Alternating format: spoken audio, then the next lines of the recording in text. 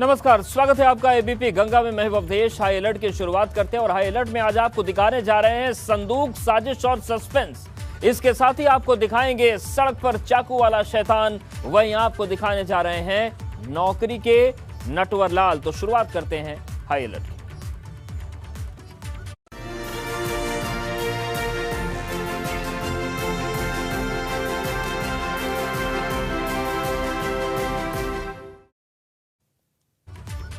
Delhi police ने जिन 6 आतंकियों को गिरफ्तार किया था उसमें से एक जीशान भी शामिल है, जिसने पूछताछ में अपने उस ठिकाने के बारे में बताया जहां मौत का सामान रखा हुआ है।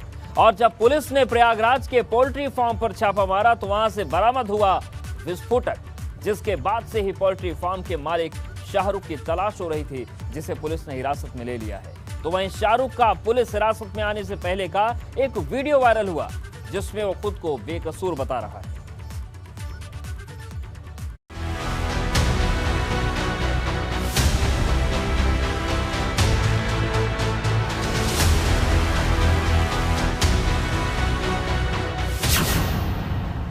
पुलिस हिरासत में आया संदिग्ध।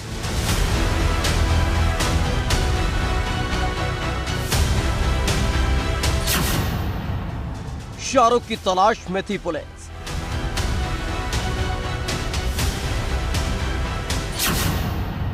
पोल्ट्री फार्म से बरामद हुई थी आईईडी।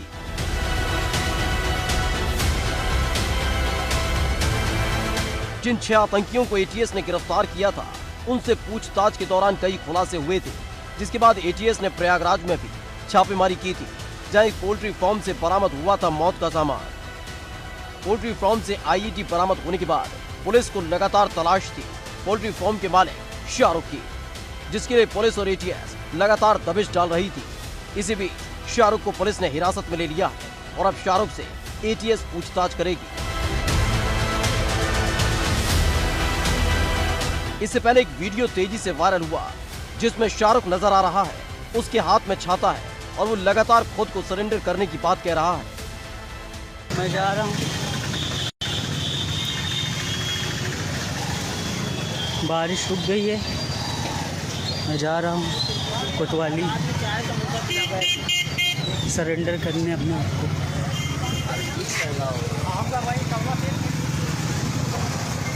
मेरी हालत बड़ी ख़राब हो रही है,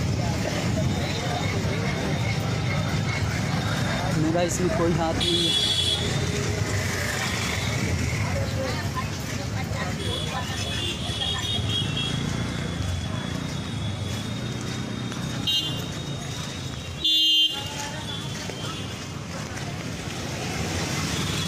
आप लोग दुआ कीजिएगा,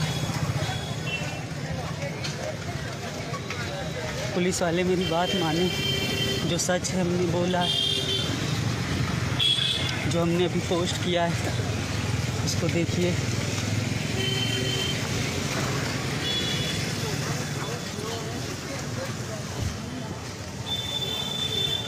सबने साथ छोड़ दिया।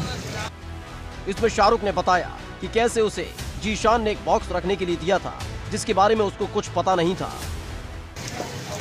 मेरी कोई गलती नहीं थी, मुझे अनजाने में वो बॉक्स दिया गया पोल्ट्री फार्म में रखने को, बल्कि मैं घर पे बोल रहा था घर पे रखूं, मना किया।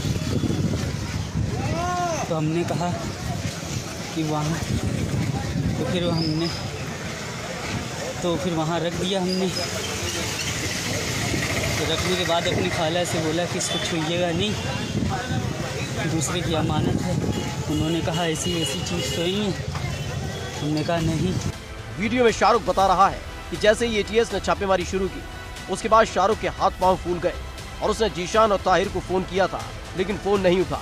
और बाद में पता चला कि जो बॉक्स उसे दिया गया था उसमें विस्फोटक सामग्री थी।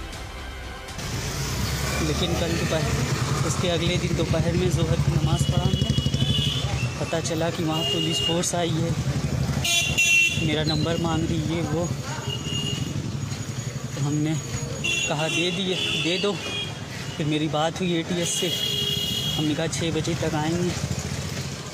हम एकदम घबराए हुए कि क्या हो गया। फिर हम गए जिशान के घर, ताहिर के घर, पता चला उन लोग पुलिस वाले उठा लिए, तो हमें भी डर कि अब मेरा क्या होगा।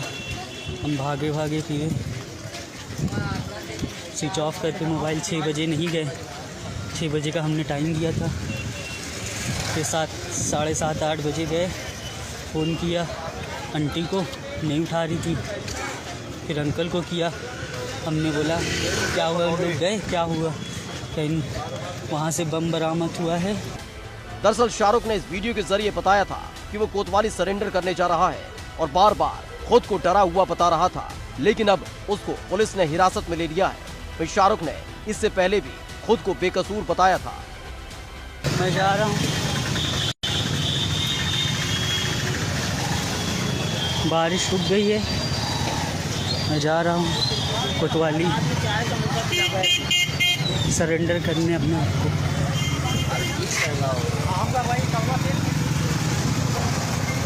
मेरी हालत बड़ी ख़राब हो रही है,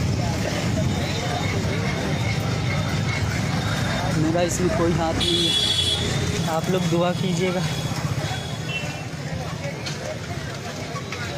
पुलिस वाले मेरी बात माने, जो सच है हमने बोला है। वहीं जैसे ही शाहरुख के परिवार वालों को पता चला कि पुलिस उसकी तलाश कर रही है, उनका रो रो कर बुरा हाल हो गया। शाहरुख की मां ने भी शाहरुख को बेकसूर बताया। ये नौकरी के तलाश में उनसे कहा, उसने जो है ले जाके जो है मिलाया और कहा कि हम नौकरी दे देंगे। उसके बाद इतना बड़ा हादसा कर दिया कि जो कि हमारा बच्चा इस सब में कुछ नहीं, हमारा बच्चा कभी किसी को कुछ एक उंगली नहीं दुखा सकता, तो देश का क्या करेगा। हमारा बच्चा बेगुनाह है। हम अपने बच्चों को ये तालीम दे, घर के बड़े छोटे सबके लिए तालीम दी कि बेटा कभी किसी का नुकसान नहीं करना। सरेंडर करने से पहले जो वीडियो शाहरुख ने बनाई थी, उसमें शाहरुख ने IED रखे जाने की बात तो कबूली थी, लेकिन वो भी अनजाने में। फिलहाल अब शाहरुख से ATS पूछताछ करेगी कि आखिर वो कैसे जीशान को जानता था और जीशान और उसके बीच में क्या क्या बात हुई थी। ABP गंगा के लिए प्रयागराज से मोहम्मद मोइन की रिपोर्ट। मुरादाबाद में उस वक्त हड़कंप मच गया जब एक युवक ने दिन दहाड़े खूनी वारदात को अंजाम दे दिया। लोगों के भीड़ के बीच वह युवक चाकू से ताबड़तोड़ वार करता रहा। लोग उसे डराते धमकाते रहे, लेकिन चाकुओं के वार से उसने एक युवक को मौत के घाट उतार दिया। और मामला सामने आया प्रेम प्रसंग और शादी का। देखिए बीच सड़क खूनी तांडव।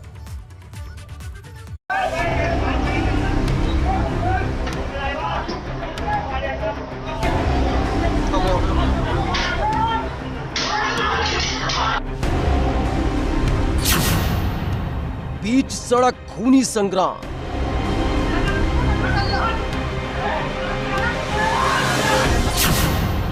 दिन दहाड़े लिखी खौफनाक दास्तान।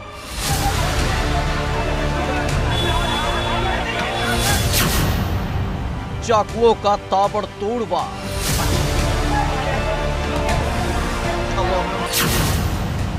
वारदात से मच गया हाहाकार। दिन का उजाला और एक शख्स बदहवास हालत में जमीन पर पड़ा हुआ है, खुद को बचाने की कोशिश कर रहा है, तो वहीं दूसरा शख्स हाथ में चाकू लिए वार पर वार किए जा रहा है।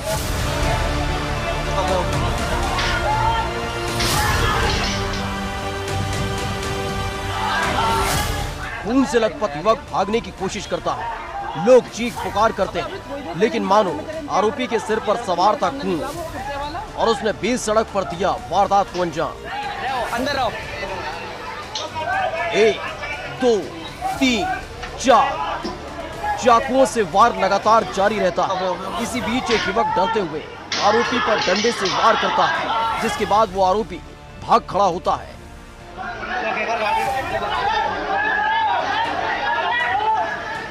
मुरादाबाद के कटघर थाना इलाके में बीच सड़क पर उस सनसनीखेज वारदात को अंजाम दिया गया है, जिसके बाद इलाके में दहशत का माहौल है। बीच सड़क चाकुओं से एक युवक को गोद कर रख दिया गया। वहां मौजूद लोग चीखते रहे, लेकिन हाथ में चाकू लेकर सड़क पर बेखौफ घूमते शख्स ने एक युवक को मौत के घाट उतार दिया। बीच सड़क पर हुई वारदात की ये वीडियो दिल दहला देने वाली है। हत्या की वारदात की जानकारी मिलते ही पुलिस मौके पर पहुंची और शव को पोस्टमार्टम के लिए भेज दिया, तो वहीं आरोपी उवैद को पुलिस ने गिरफ्तार कर लिया है और मामले की तफ्तीश शुरू की है तो सामने आया पुराना विवाद। उबैद की बहन से था मृतक के भाई का प्रेम प्रसंग। भागकर दोनों ने कर ली थी शादी। शादी के बाद से उबैद गुस्से में हो गया था पागल। उबैद का जाहिद से हुआ था विवाद। विवाद के बाद उबैद ने दिया वारदात को अंजाम। जो ई रिक्शा पर खून से लथपथ बैठा हुआ है, यही है उबैद, जिसने दिन दहाड़े सनसनीखेज वारदात को अंजाम दिया है। बहन की शादी से नाराज चल रहे उबैद ने जाहिद को बीच सड़क पर रोक लिया। पहले विवाद हुआ और उसके बाद उबैद ने जाहिद पर चाकुओं से वार करना शुरू कर दिया।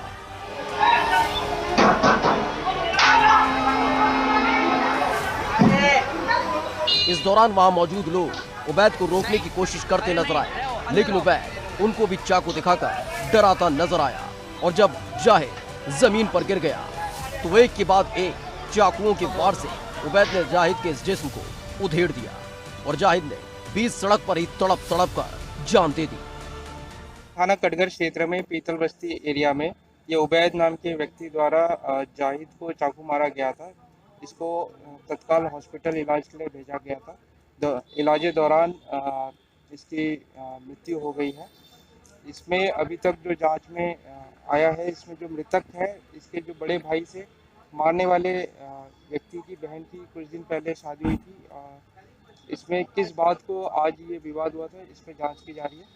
इसमें तहरीर प्राप्त कर मुकदमा पंजीकृत कर विधिक कार्रवाई पूर्ण करी जाएगी। सभी तथ्यों का संज्ञान लेते हुए दोषी है इसकी जो कार्रवाई करेगी। इसमें जिसने मारा है इसको हिरासत में ले लिया गया है, पूछताछ की जा रही है।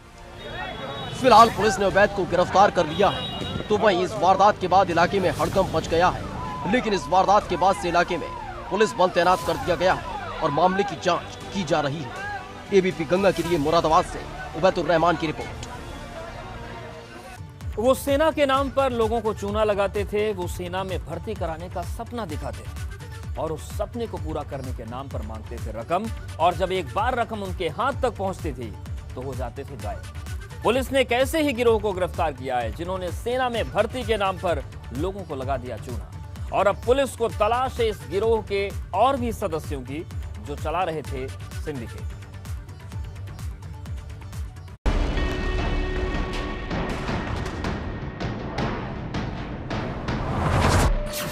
नौकरी के नाम पर ठगी, सेना में भर्ती का दिखाते थे सपना, नौकरी के नाम पर लगाते थे चूना। सेना में भर्ती का ख्वाब पाले बैठे युवाओं को निशाना बनाने वाले ऐसे 3 शातिर ठग पुलिस के हत्थे चढ़े हैं जिन्होंने अब तक कई युवाओं को लगा दिया है चूना और ऐंठ लिए हजारों रुपए। पुलिस की गिरफ्त में खड़े ये वो 3 जालसाज हैं जिन्होंने सेना में भर्ती के नाम पर जालसाजी का एक ऐसा गिरोह खड़ा कर दिया था जिसके निशाने पर होते थे वो युवा जिनका सपना देश सेवा का होता था, और एक बार जो वो इनके चंगुल में फंसते तो खुद को ठगा हुआ महसूस करते। लगातार पुलिस को नौकरी के नाम पर ठगी करने वाले गिरोह की शिकायत मिल रही थी और शिकायत में सेना भर्ती का नाम आते ही इंटेलिजेंस के कान खड़े हो गए थे और इंटेलिजेंस की रडार पर था वो गिरोह जो सेना में भर्ती के नाम पर लगा रहा था चूना। मिलिट्री इंटेलिजेंस और महाराष्ट्र इंटेलिजेंस की कार्रवाई। सेना में भर्ती के नाम पर चूना लगाने वाला गिरोह रडार पर। जगह जगह पुलिस ने की छापेमार कार्रवाई। 3 ठगों को पुलिस ने किया गिरफ्तार। दरअसल जिन 3 जालसाजों को पुलिस ने गिरफ्तार किया है उनकी शिकायत बरेली पुलिस को मिल रही थी और ऐसी शिकायतों का अंबार लगता जा रहा था कि कैसे ये युवाओं को सपना दिखाते थे और ऐंठ लेते थे रकम। सर, ठगी के गैंग को गिरफ्तार किया। सेना में किस तरह से फर्जीवाड़ा करते थे, किस तरह से भर्ती कराते थे, पुलिस को सूचना कैसे मिली? एक वादी हैं जिनका नाम लवलेश है, वो मुख्य रूप से जनपद बांदा उत्तर प्रदेश के रहने वाले हैं। इनके द्वारा थाना कोतवाली जनपद बरेली पर एक लिखित तहरीर दी गई। तहरीर में इनके द्वारा बताया गया कि कुछ लोग इनसे सेना में भर्ती कराने के नाम पर 20,000 रुपये ले लिए। उस सूचना पर थाना कोतवाली में तत्काल प्रभाव से 420-406 IPC का एक मुकदमा पंजीकृत किया गया और इस घटना का सफल अनावरण करने के लिए टीम गठित की गई। इसमें हमें मिलिट्री इंटेलिजेंस बरेली और मिलिट्री इंटेलिजेंस काउंटी महाराष्ट्र से भी कुछ इनपुट मिले थे। उस इनपुट के आधार पर थाना कोतवाली की जो टीम है वो इन घटना में जो लोग थे उनके धरपकड़ के लिए सघन चेकिंग अभियान कर रही थी। चेकिंग के दौरान में आज बरेली के पंचम होटल थाना कोतवाली क्षेत्र से 3 व्यक्तियों को गिरफ्तार किया गया है तीन व्यक्ति क्रमशः महेंद्रपाल, राहुल और शुभम हैं। ये तीनों थाना शाही क्षेत्र के रहने वाले हैं। लवलेश यादव ने दर्ज कराया था मामला। सेना में भर्ती के नाम पर ठगी का था मामला। सेना में अच्छी पकड़ का देते थे ठग हवाला। अकाउंट में 20,000 रुपए डिपॉजिट करवाए। लवलेश का नहीं हुआ सेना में सिलेक्शन। इसके बाद लवलेश को एहसास हुआ कि उसके साथ ठगी की गई है। जब सेना का नाम सामने आया तो मिलिट्री इंटेलिजेंस भी अलर्ट मोड पर आ गई और फिर पुलिस ने बरेली से 3 जालसाजों को गिरफ्तार किया। जब इन लोगों से गहन पूछताछ की गई तो इनके द्वारा बताया गया कि ये सेना भर्ती जब होती है उसके केंद्र के आसपास में घूमते रहते हैं और जो वहाँ पर अभ्यर्थी जाते हैं उनसे उनके मोबाइल नंबर प्राप्त कर लेते हैं। उनको सेना भर्ती में कराने के नाम पे उनसे कुछ पैसे ले लेते हैं और उनसे कहते हैं कि मैं आपको सेना भर्ती करा दूंगा। लेकिन इनके से जब हमने विशेष पूछताछ करी कि आज तक आपने कितने लोगों को भर्ती कराया, तो इनके द्वारा बताया गया कि हम भर्ती तो नहीं करा पाते हैं क्योंकि हमारी जान पहचान सेना में नहीं है और हम लोगों से इसी तरीके से बहला फुसला कर उनसे पैसे ले लेते हैं, उनके साथ ठगी करते हैं। महेंद्रपाल, राहुल और शिवम की हुई गिरफ्तारी। सेना भर्ती केंद्र के आसपास रहते थे सक्रिय। अभ्यर्थियों का नंबर लेकर करते थे संपर्क। सेना में भर्ती का देते थे ऑफर। नौकरी के नाम पर ऐंठ लेते थे रकम। फिलहाल पुलिस ने इन तीनों जालसाजों को गिरफ्तार कर लिया है और अब आगे की कार्रवाई की जा रही है। तो वहीं इन तीनों से पूछताछ की जा रही है कि आखिर इनके गिरोह में कौन कौन शामिल है और अब तक कितने युवाओं को ये सेना में भर्ती कराने के नाम पर लगा चुके हैं चूना। एबीपी गंगा के लिए बरेली से अनूप मिश्रा की रिपोर्ट। लगातार हो रही बारिश अब आफत बन गई है। यूपी में अलग अलग जिलों में पिछले 3 दिनों से बारिश हो रही है जिसने शहर दर शहर को तालाब में तब्दील कर दिया है। जहां एक तरफ सड़कें तालाब बन गई हैं तो वहीं घाट के घाट पानी में समा गए और ऐसे में लोगों की जान आफत में है। तो वहीं अब जरूरत है सभी को अलर्ट रहने की। देखिए, घर घर जलबंद।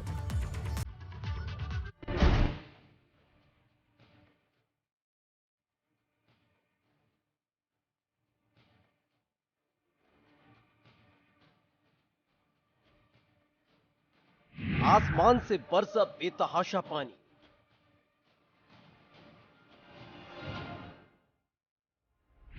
बारिश ने बढ़ा दी लोगों की परेशानी।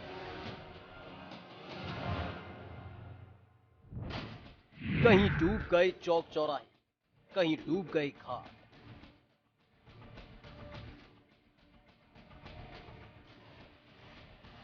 ये बस्ती का वो इलाका है जहां लोगों ने अपना आशियाना बसाया था, लेकिन जब आसमान से बरसी बारिश तो मानो इनका आशियाना उसी पानी में डूबता चला गया। माँ की आई थे जाई थे, यही माँ लड़के परेशान हैं। चाहे जोन काट ले चाहे जोन मर जाए, कोनो पता ना है क्यों सुनवाबे नहीं करत है। किसी से शिकायत किया आपने? हाँ, कहा गए आज बनी गई काल बनी, आज 2 साल का दिन बीता जाता है, कोनो सुनवाई नहीं है।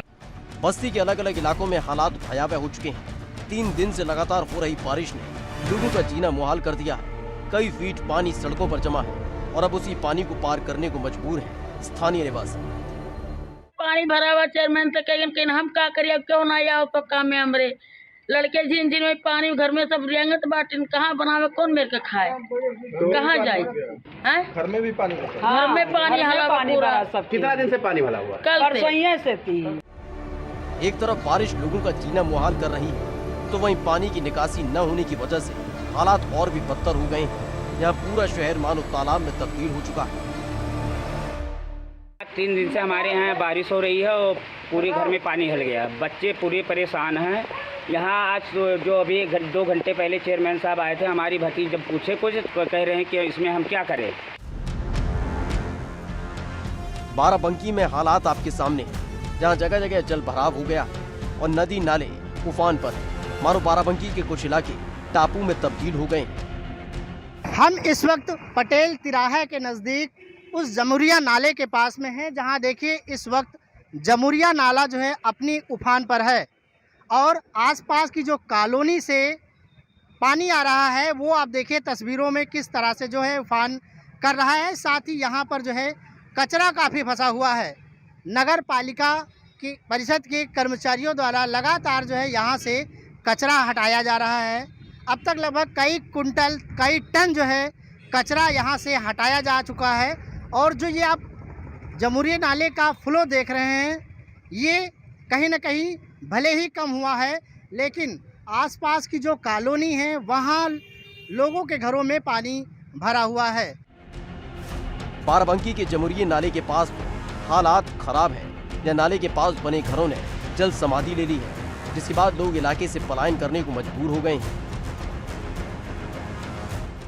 हम इस वक्त बाराबंकी के जीआईसी ऑडिटोरियम में हैं, जहां कल प्रदेश के मुख्यमंत्री योगी आदित्यनाथ का कार्यक्रम होना था, लेकिन बरसात के चलते उनका कार्यक्रम रद्द हो गया। आज यहां हालात आप देखिए, लगातार बारिश होने के चलते यहां पर किस तरह से जो है जल भराव है। और अभी भी देखिए जो टेंट लगाया गया था, देखिए पीछे जो कर्मचारी हैं, जो श्रमिक हैं, वो लगा के जो है उनको इस टेंट को हटाया जा रहा है। और इस जीआईसी ऑडिटोरियम के मैदान में सिर्फ आपको चारों तरफ पानी ही पानी नजर आ रहा है। बाराबंकी का पौष इलाका भी पानी की भेंट चढ़ चुका है। जहाँ सरकारी दफ्तर हैं, वो भी पानी पानी हो गए हैं। तो जगह जगह पेड़ गिरने की वजह से रास्ते जाम हो चुके हैं। प्रतापगढ़ में हालात और भी खराब है, जहाँ लगातार हो रही बारिश की वजह से नदी उफान पर है और लगातार बढ़ता जलस्तर अब घरों में घुस गया है। ये तस्वीरें किसी नदी नाले की नहीं है, बल्कि घरों की है, जहाँ पानी भर चुका है और घरों में रखा सामान अब तैरने लगा है और लोग अपना घर छोड़कर जाने पर मजबूर हो गए। हुलियापुर और मारुत नगर में नदी के पानी ने डेरा डाल दिया है, तो वहीं बारिश ने हालात और बिगाड़ दिए हैं। सई नदी उफान पर है और आसपास के इलाके में अब कहर बरपा रही है। मथुरा में भी लगातार बारिश हो रही है, जिसकी वजह से यमुना का जलस्तर बढ़ता जा रहा है, लेकिन बाढ़ पर आस्था भारी पड़ती नजर आ रही है। वृंदावन में परिक्रमा चल रही है, तो वहीं परिक्रमा मार्ग तक यमुना का पानी आ गया है, जिससे परिक्रमा बाधित हो रही है। लेकिन आस्था इस परेशानी पर भी भारी पड़ रही है और श्रद्धालु जान जोखिम में डालकर परिक्रमा कर रहे हैं। परिक्रमा मार्ग में जल आने से ये जो साइड से रास्ता था किनारे से, वो बंद हो गया है, क्योंकि कुछ लोग होते हैं जिनको पता नहीं होता, अगर पैर स्लिप कर गया तो वो नीचे जा सकते हैं। लगातार हो रही बारिश ने लोगों को घरों में रहने को मजबूर कर दिया है, तो कहीं पूरा का पूरा शहर ही तालाब में तब्दील हो चुका है, तो वहीं घाट के घाट पानी में समा चुके हैं। लेकिन इन सब के बीच अलर्ट रहने की बेहद जरूरत है। Bureau report, ABP Ganga.